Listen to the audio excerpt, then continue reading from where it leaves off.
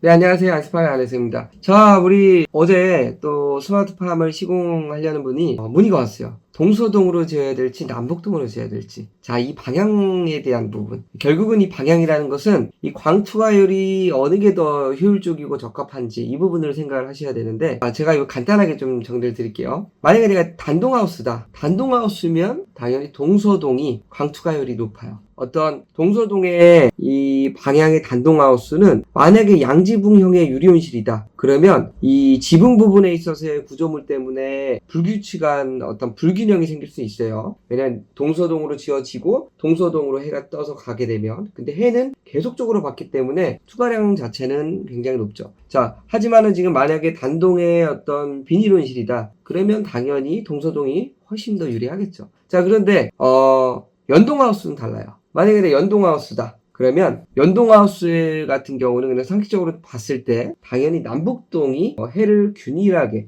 해의 이동에 따라서 작물이 광투과를 받기 때문에 굉장히 균일하게 자랄 수가 있어요. 자, 예를 들면 자, 이거 가지고 볼게요. 동서동으로 졌어. 근데 해가 동서동으로 떠. 여기서 떠서 이렇게 가요. 그러면 해는 계속 이렇게 한 방향으로 모든 작물들을 비춰주겠죠. 자, 그런데 이게 양지붕형의 지붕의 어떤 구조물이 없는 그냥 아치형의 온실이다 그러면 다 굉장히 많은 그런 빛들이 갈 거예요. 그래서 제가 지어놓은 단동 온실 같은 경우는 대부분이 동서동으로 지어놨어요. 단동이에요. 단동인데 남북동으로 지어놨어. 그러면 어떻게 되겠어요, 해가? 여기서 떠가지고 이렇게 가겠죠. 그러니까 이 단동하우스의 하나의 구조체에 들어가는 빛에 대한 부분이 굉장히 양이 적을 수밖에 없겠죠. 네. 특히나 겨울철에 잎사각이 굉장히 낮기 때문에 해가 이렇게 갈 거예요. 당연히 이 단동하우스는 겨울이어도 잎사각이 낮기 때문에 여기서 떠서 이렇게 가면서 전체를 커버를 해주겠죠. 자, 근데 연동하우스는 달라요. 연동하우스 같은 경우는 만약에 이렇게 이제 여러 가지 볼펜으로 이제 설명을 드리는데, 이렇게 4연동하우스라 그래요. 4연동하우스.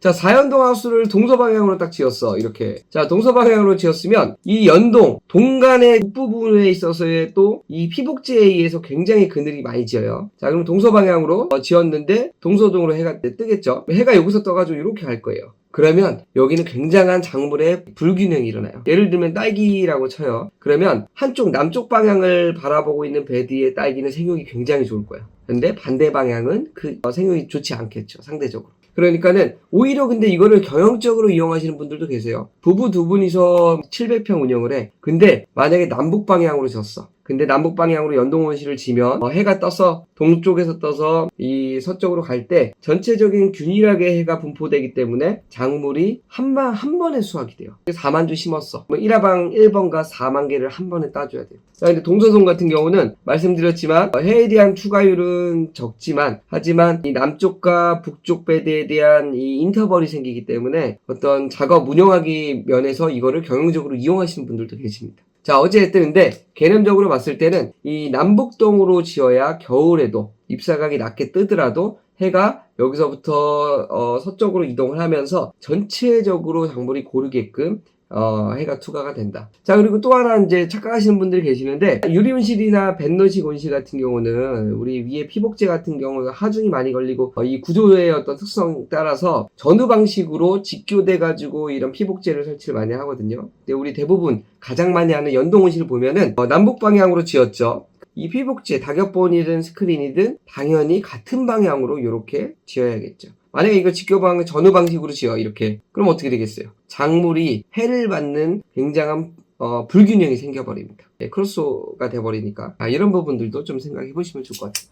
자, 그래서 제가 그냥 갑자기 그냥 한 5분 정도 영상을 찍었는데 이런 개념적인 부분들 좀 이해하셔가지고 온실 시공하실 때, 물론 어떤 지형적인 특성에 따라서 어쩔 수 없이 동서방향으로 지어야 돼. 연동 온실인데 그러면은 그런 거는 그거에 따라서 맞춰서 경영을 하면 되니까, 여러분들이 어떤 일반적인 노멀한 케이스라 그러면 이런적인 부분들을 적용하셔가지고 온실 시공에 도움이 되셨으면 좋겠습니다. 자, 오늘 이렇게 짧게 마무리할게요. 감사합니다.